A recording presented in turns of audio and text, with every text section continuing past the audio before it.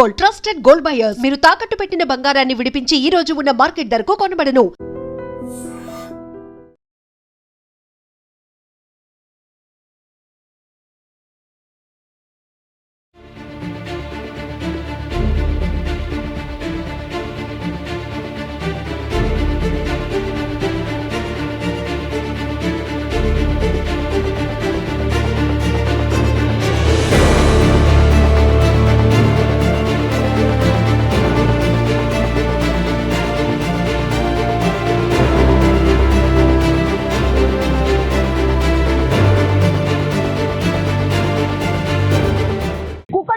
అత్యంత దారుణమైనటువంటి ఘటన జరిగింది. యాక్చువల్లీ 10 ఏళ్ల అమ్మాయి పేరు వచ్చి సహస్ర.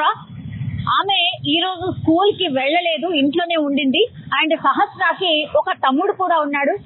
ఆ తమ్ముడు స్కూల్ కి వెళ్ళినటువంటి సందర్భంలో వాళ్ళ తండ్రి ఆ అబ్బాయికి టిఫిన్ బాక్స్ ఇవ్వడానికని ఇంటికి రాగానే ఈ అమ్మాయి ఎవరైతే ఉన్నారో బెడ్ పైన పూర్తిగా రక్తపు మడుగులో కత్తి పోట్లతో పడి ఉండడాన్ని చూసి షాక్ అయిపోయినటువంటి సిచ్యువేషన్ అయితే కనిపించింది.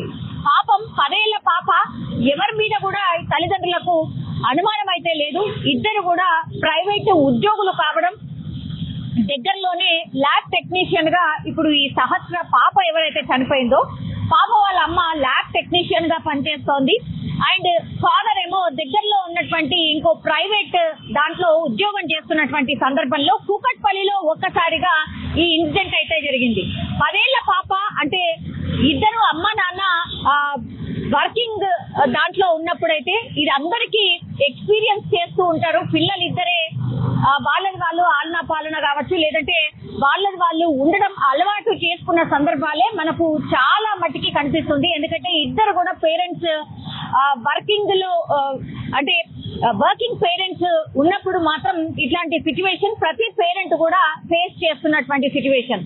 అట్లాంటిది ఈ రోజు కూకట్పల్లిలో మధ్యాహ్నం 1:10 ప్రాంతంలో తండ్రి పాప దగ్గర అంటే ఇంటికి రావడం, ఇంటికి వచ్చి ఈ బాబు ఎవరైతే ఉన్నారో ఆ బాబుకి టిఫిన్ బాక్స్ ఇవ్వడానికని ఇంటికి వచ్చి ప్యాక్ చేద్దాము అన్న సందర్భంలో ఒక్కసారిగా వాళ్ళ బిడ్డ బెడ్ పైన టోటల్లీ రక్తపు మడుగులో కత్తి పోట్లతో కనిపించడంతో ఒక్కసారిగా ఆందోళన చెందడమే కాకుండా వెంటనే సమాచారం అందించాడు. చుట్టుపక్కల వాళ్ళకు కూడా ఎవరినన్నా చూసారా, నా బిడ్డని ఇట్లా చంపేశారు, ఎవరు చంపేశారు ఏంటి అని బోర్న విలిపించడం చూసాం. అట్లాగే వాళ్ళ మదర్ కి వెంటనే ఇన్ఫర్మేషన్ రావడంతో ఒక్కసారిగా చుట్టుపక్కల వాళ్ళు అందరూ కూడా అక్కడికి రావడం, ఆ తర్వాత అత్యంత దారుణంగా అంత చిన్న పాపను ఎవరు చంపారు అనే కోణంలో ఇప్పుడు పోలీసులు అయితే విచారణ చేస్తున్న సిచ్యువేషన్ అయితే కనిపిస్తోంది. సహస్ర పేరెంట్స్ పేరు వచ్చేసి రేణుక, అలాగే కృష్ణ. వీళ్ళిద్దరు కూడా వర్కింగ్ పేరెంట్స్ కావడంతో పాప ఈ రోజు స్కూల్ కి సెలవు ఉండడంతో ఇంట్లోనే ఉండిపోయినటువంటి పరిస్థితి. ఆమె ఆడుకుంటుందో లేకపోతే పడుకుందో తినిందో ఈ టైంలో ఏం చేస్తుందో అన్న థాట్ తోని వాళ్ళ నాన్న ఇంటికి వెళ్లి చూసేసరికి పూర్తిగా రక్తపు మడుగులో పడి ఉండడం, డోర్లన్నీ ఓపెన్ అయి ఉండడం, ఇదంతా గమనించిన తర్వాత గట్టిగా కేకలు వేస్తూ వాళ్ళ నాన్న బయటికి పరుగులు తీశాడు. చుట్టుపక్కల వాళ్ళందరూ కూడా వచ్చి ఏం జరిగింది ఏంటి అని చూసేసరికి పూర్తిగా పాప రక్తపు మడుగులో పడి ఉన్న పరిస్థితి. దీంతో వెంటనే పోలీసులకు సమాచారం అందించారు. ఇప్పుడు క్లూస్ టీమ్ కావచ్చు, డాగ్ స్క్వాడ్ కావచ్చు, ఇవన్నీ చేరుకొని పాప ఎలా చనిపోయింది, ఎవరు చంపి ఉంటారు అనే కోణంలో విచారణ చేస్తూ ఉన్నారు. పోలీసులు ప్రాథమికంగా విచారణ చేసినప్పుడు వీళ్ళ పేరెంట్స్ ని కూడా అడిగినప్పుడు మాకెవరితోని శత్రుత్వం లేదు, మేమేదో మా పని చేసుకొని వెళ్ళిపోతాం కాబట్టి అసలు మాకు ఎవరి మీద కూడా అనుమానం లేదు, ఇంత దారుణంగా మా బిడ్డను ఎవరు చంపారు ఏంటి అని రోధిస్తున్నటువంటి సిచ్యువేషన్. బతకడానికని ఇక్కడికి వచ్చాం, కేవలం 2 ఏళ్ళు మాత్రమే అవుతోంది, మా పిల్లల్ని మేము చూసుకుంటూ మా బతికేదు మేము బతుకుతున్న సందర్భంలో ఒక్కసారిగా నా బిడ్డ మీద ఇంత కోపం పెట్టుకున్న వాళ్ళు ఎవరు, ఇంత దారుణంగా చంపడానికి గల కారణం ఏంటి అని అంటూ వాళ్ళ తల్లిదండ్రులు రోధిస్తున్నటువంటి సిచ్యువేషన్ అయితే కనిపిస్తోంది. కూకట్పల్లిలో ఒక్కసారిగా ఈ సంఘటన జరగడంతో చుట్టుపక్కల వాళ్ళు కూడా భయాందోళనకు గురవుతున్నారు. ఎందుకంటే డే టైంలో 1:10 ప్రాంతంలో ఈ ఇన్సిడెంట్ జరిగినట్టు చెప్తున్నారు. పూర్తిగా సీసీ కెమెరాస్ కి సంబంధించిన ఫుటేజెస్ అన్ని కూడా పోలీసులు కలెక్ట్ చేస్తూ ఉన్నారు. ఎవరు ఇంత దారుణంగా సహస్రాని 10 ఏళ్ల పాపని ఇంత దారుణంగా ఎవరు చంపుకుంటారు అనే కోణంలో దర్యాప్తు అయితే చేస్తున్న సిచ్యువేషన్ అయితే కనిపిస్తోంది. కానీ ఒక్కసారిగా కూకట్పల్లిలో ఈ ఘటన జరగడంతో కలకలం అయితే క్రియేట్ అయింది.